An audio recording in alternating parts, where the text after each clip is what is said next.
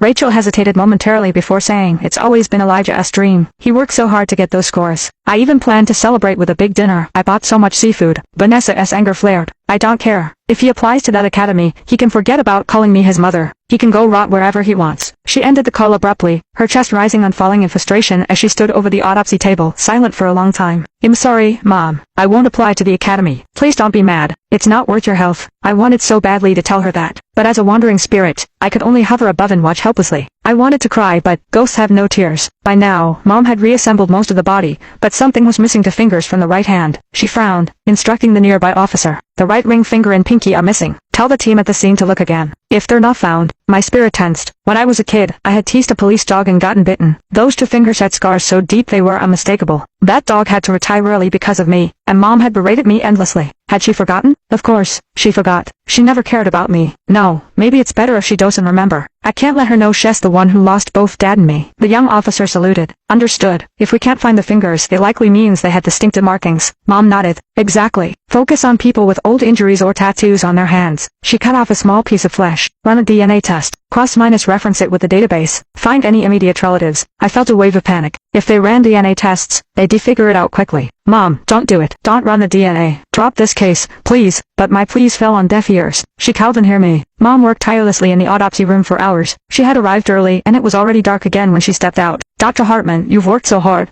one of the officers said. Mom nodded slightly, about to head home when she saw Rachel waiting anxiously near the station entrance. "Vanessa, Elijah's been missing for more than a day now. I talked to his friends, they haven't seen him. I even checked all the gaming cafes near the school, but he was nowhere. What do we do?" Mom's face tightened with annoyance. "This is just one of his tricks to get me to let him apply to the academy. It's not going to work. As long as he stays out of trouble and follows the law, that's good enough. He's not cut out to be a cop." Rachel's eyes filled with tears. "Forget his applications. His safety is the priority right now. I just heard there's been a big case. A boy was dismembered. Aren't you even worried it could be Elijah?" Mom's frustration erupted. "Stop speculating about open cases that haven't been made public. Elijah is 18. He's old enough to take care of himself. If something happens to him, it's his fault for being careless and wondering where he shouldn't." Rachel froze. "I'm not trying to dig for information. I'm just scared for him." Mom's gaze hardened. "If he can't manage basic risk assessment, he has no business applying to the academy. He might as well go get a job at some office instead." Vanessa Sterling minus Hartman. "Do you hear yourself? Elijah lost his father when he was just a kid. He's already been through enough. Instead of breaking him down, you should be building him up. What kind of person are you?" Rachel's voice cracked as she yelled, tears streaming down her face. "You better pray that poor boy, in this case, he isn't Elijah. Because if it is, you'll never forgive yourself." Her words sent a jolt of fear through me. Does she know? But the look on Rachel's face was one of certainty. She was bluffing to provoke Mom.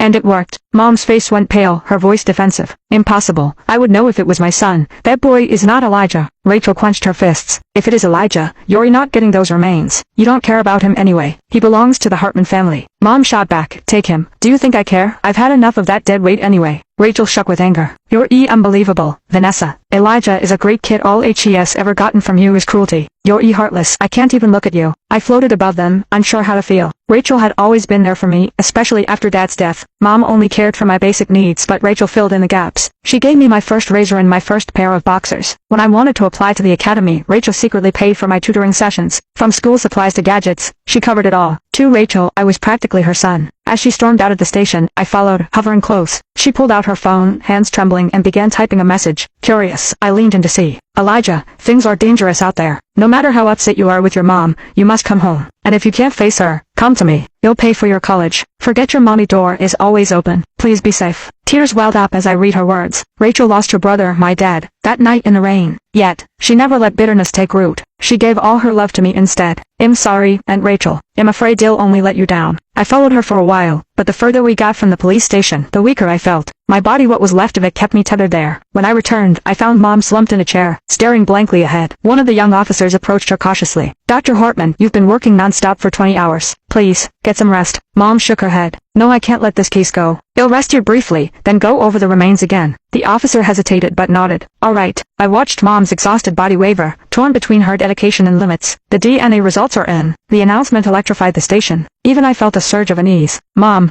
who had spent the last 2 nights at the station, rushed to the records room. "Did the database find a match? Who's the victim?" "They're running the comparison now." "Give it a moment," an officer replied. Everyone crowded around the screen, watching the progress bar creep forward. 75%, 88%, 95%, 100%. Every breath in the room was held as they waited for the result.